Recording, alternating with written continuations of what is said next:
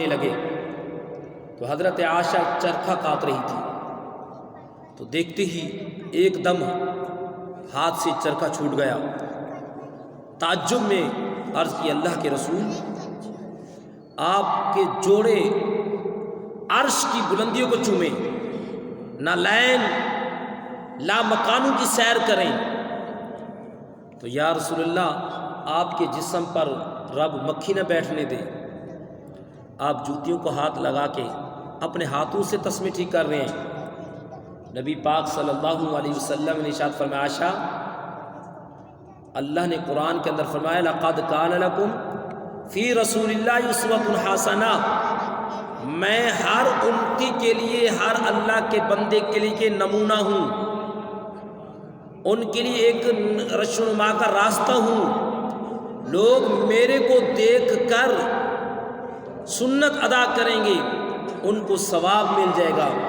اگر ایک تخت پر صدارت پر وزیر بیٹھ کر اپنی جوتی کے تسمے باندھے، لوگ اس کو برا نہ سمجھیں، کیوں؟ یہ نبی کی سنت ادا کر رہا ہے۔ اگر میری امت کا ایک کمی غریب آدمی بازار کے کونے پہ جوتیوں کو پالش کرنے والا، جس کو یعنی ریا کے اندر موچی کہا جاتا ہے، کوئی اس کو تانا نہ دے، وہ بھی سینہ چوڑا کر کے کہے یار میں ایک ایسا کام کر رہا ہوں جو دونوں بادشاہ، دونوں جہانوں کے محمد صلی اللہ علیہ وسلم کی سنت ادا کر رہا ہوں، تاکہ کوئی اس کو کمی نہ سمجھے، کوئی اس کو یہ نہ کہے کہ تو میری جوتی پالش کر، تو موچی ہے، چپ کر کے بیٹھو۔ تو اس لیے فرمایا کہ عائشہ میں ایسا کام، اللہ نے میرے ہر کام کو میری امت کے لیے سنت بنا دیا، کوئی یہ تانا نہ دے بلکہ وہ فخر سے کہے کہ میں بھی الحمدللہ نبی کا امتی ہوں اور نبی کی سنت ادا کر رہا ہوں، نبی کی سنت ادا کر رہا ہوں۔ یعنی ہر وہ کام گھر کا عہدے کو نہ دیکھے، مرتبے کو نہ دیکھے، بلکہ گھر کے اندر اپنے کاموں کے اندر کام بٹا کر یہ کریں۔ آج ہم اپنے گھروں کے اندر جب گھستے ہیں تو اپنی بچوں کے اوپر، بیوی کے اوپر اتنا روب ڈالتے ہیں، اگر روب نہ ڈالیں، اس کو ڈانٹ پیٹ نہ کریں تو بھابیاں، بھائی، والدین، پڑوس والے یہ کہیں گے یہ رن مرید بن گیا ہے۔ کیا بن گیا؟ رن مرید، یعنی بیوی کو کچھ نہیں کہتا۔ آئیے سرکار کی سیرت مبارکہ پڑھیں۔ سرکار دو عالم صلی اللہ علیہ وسلم نے ایک مرتبہ غسل فرمایا تو جیسے ہی سرکار باہر نکلنے لگے، اماں عائشہ صدیقہ نے بہسن کا آٹا لے کے نا تو پشت مبارک پر، پیٹھ مبارک پر مل دیا، تو مذاق میں تو سرکار نے فرمایا یہ کیا؟ فرمایا آپ تو فرماتے ہیں کہ بہسن کا آٹا جسم پہ لگانے سے جسم گورا ہو جاتا ہے۔ یعنی اتنی آقا علیہ السلام گھر میں محبت فرمایا کرتے تھے۔ فرمایا کہ اگر میاں بیوی کے درمیان بن جائے تو اللہ کے رسول کے گھر والوں کی سنت ہے، اچھا گھر بن جائے کہ ایک میاں بیوی آپس میں محبت کریں، یہ رن مرید والا لفظ نہیں ہے بلکہ اللہ کے نبی کی سنت ہے۔ تو گھر کے اندر اگر ہنس کر فرمایا کہ اگر وہ اپنی بیوی کے منہ میں ایک نوالا دے دے، نبی پاک صلی اللہ علیہ وسلم فرماتے ہیں کہ سب سے بڑا صدقہ شوہر کے لیے یہی ہے۔ تو اس کو محبت اسی طریقے سے صحابہ کرام فرماتے ہیں۔ تو صبح صبح نبی پاک صلی اللہ علیہ وسلم آپ باہر نکلتے چہل قدمی کرنے کے لیے، یہاں تک کہ ایک مرتبہ صحابہ کو بتایا صحابہ تم آگے چلو، تو حضرت عائشہ اور نبی پاک صلی اللہ علیہ وسلم نے دوڑ لگائی، کہا آج دیکھتے ہیں کون آگے ہوتا ہے۔ اسی طریقے نبی پاک صلی اللہ علیہ وسلم نے گھر کے کام بھی کیے، اپنے اہل عیال کے ساتھ محبت بھی کی۔ تو یہ ہمیں حکم ہے اپنے بچوں کے اوپر شفقت کی نگاہ دیکھیں، نفرت کی نگاہ نہ دیکھیں۔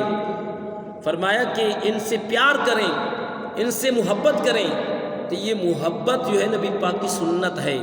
تو ہم نے اس محبت کو دوسرے لفظوں میں یہ لفظ استعمال کر دیا کہ یہ رن مرید بن گیا ہے، تو ایسا نہیں ہے۔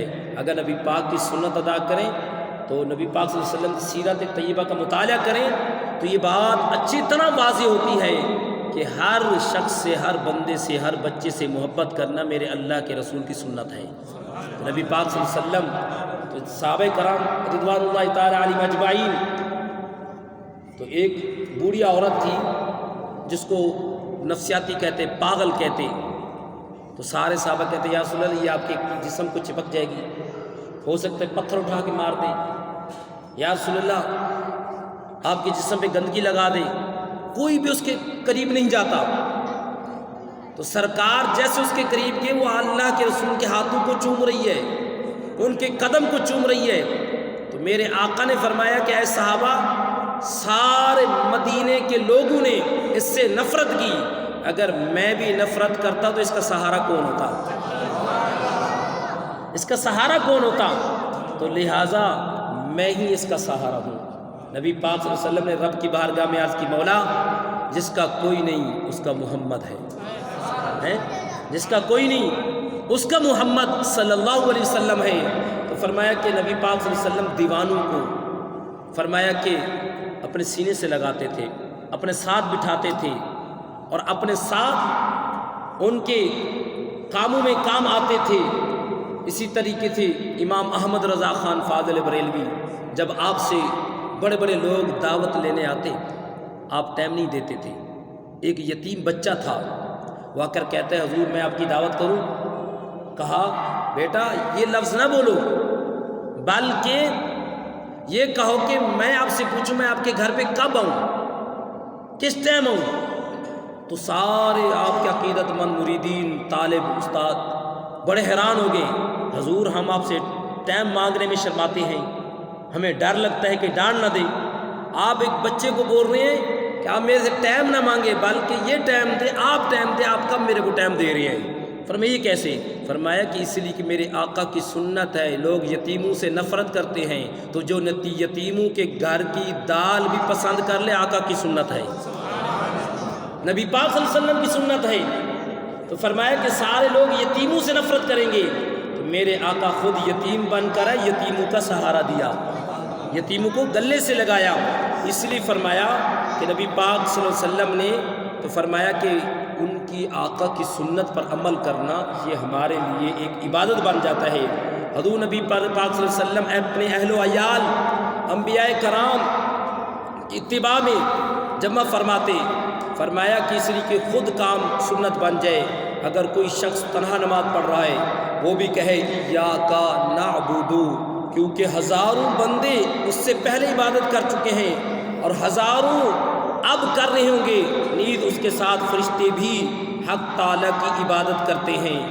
اور السلام علیکم جب بندے کو سلام کیا جاتا ہے کہ بندہ بازار میں تنہا ہوتا ہے یا گھر میں تنہا ہوتا ہے تو سلام کرنے والا کہتا ہے السلام علیکم، اگر وحد کو سلام کرے تو کہا السلام علیکا، میں تجھے سلام کرتا ہوں، لیکن وہ لفظ اس لیے کم کہتا ہے کہ اس کے کندھے پر 2 فرشتے بھی بیٹھے ہیں، تو لہذا ان کی بھی نیت ساتھ کرو کہ السلام علیکم، کہ تجھے بھی سلام ہو، تیرے محافظ جو اللہ کی نورانی مخلوق ہے، معصوم مخلوق ہے، ان کو بھی ہمارا سلام ہو۔ تو اس لیے کہ ہم جب سلام ایک کو کریں یا 1000 کو کریں تو ہمارا ایک ہی سلام کافی ہوتا ہے۔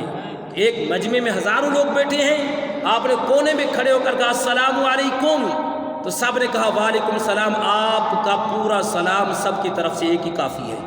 کیوں؟ اس لیے کہ وہ نیت ہی جمع کے صیغے میں ہے، واحد کی نہیں ہے۔ اس لیے کہ ہر بندہ ہر حال میں اکیلا نہیں ہوتا، ہر بندہ ہر حال میں اکیلا نہیں ہوتا، یہ رحمت کے فرشتے بھی اس کے ساتھ ساتھ ہوتے ہیں۔ نبی پاک صلی اللہ علیہ وسلم کی حدیث مبارکہ ہے، جب تم اپنے دروازوں پہ سیدھا قدم اندر رکھو، الٹا قدم باہر رکھو، کہو السلام علیکم۔ تو نبی پاک کی حدیث پاک ہے اگر تمہارے گھر پر کوئی بھی بندہ نہ ہو تب بھی سلام سنت ہے، سرکار کی گھر میں سلام کیا کرو، کیونکہ اندر نورانی مخلوق موجود ہوتی ہے، وہ تمہارے سلاموں کا جواب دیتی ہیں، تو لہٰذا آپ ان کو سلام کرو۔ تو یہ اس لیے فرمایا کہ السلام علیکم، تو معلوم ہوا کہ یہ نماز بھی ایک عبادت ہے، وہ اکیلے نہیں کرتا، سلام بھی اکیلے کو نہیں کیا جاتا۔ اسی طریقے سے اس سوال کے اندر نبی کریم صلی اللہ علیہ وسلم نے ارشاد فرمایا کہ اس سے معلوم ہوا کہ جماعت سے نماز پڑھنی چاہیے، بلکہ ہر عبادت مسلمانوں کی فرمایا اجتماع کا مقام ہے، بغیر جماعت عبادت ناقص ہوتی ہے۔ اس لیے حکم دیا کہ نماز پڑھو جماعت کے ساتھ، نماز پڑھو بندوں کے ساتھ، دعا مانگنا اجتماعی، جماعت کے ساتھ نماز پڑھنا اجتماعی، یہ افضل ہے، کیونکہ اکیلے میں نماز پڑھی وہ ہو سکتا ہے قبول ہو یا نہ ہو، لیکن جماعت کے ساتھ آپ نے نماز پڑھ لی، سرکار کی حدیث پاک ہے تو جس جماعت کے اندر یا جس مجلس کے اندر 40 لوگ ہوں وہاں ایک اللہ کا ولی ہوتا ہے، اور وہ اللہ کے ولی کے طفیل اللہ پاک ان کی دعا کو قبول فرما لیتا ہے، اور 40 کے صدقے فرمایا کہ ایک ولی ہوتا ہے، ایک ولی کے صدقے 40 کی دعا قبول ہو جاتی ہے۔ اس لیے سرکار دو عالم صلی اللہ علیہ وسلم نے ارشاد فرمایا کہ اللہ پاک نے ہمیں جو دین دیا ہے، ایاک نعبد، کہ ہم تیری عبادت کرتے ہیں، تو ہم لفظ صیغہ جمع کہیں تو لہذا انبیاء سے لے کر ولیوں، پیغمبروں، رسولوں تک یہ ساری عبادت کر رہے ہیں، تو یہ عبادت اکیلے نہیں کی جا رہی۔ اگر کوئی اکیلا نماز پڑھے وہ اپنے آپ کو تب بھی جماعت کے ساتھ نیت کرے، اگر وہ جماعت کے ساتھ نیت کرے تو تب بھی وہ اکیلا نہیں ہے۔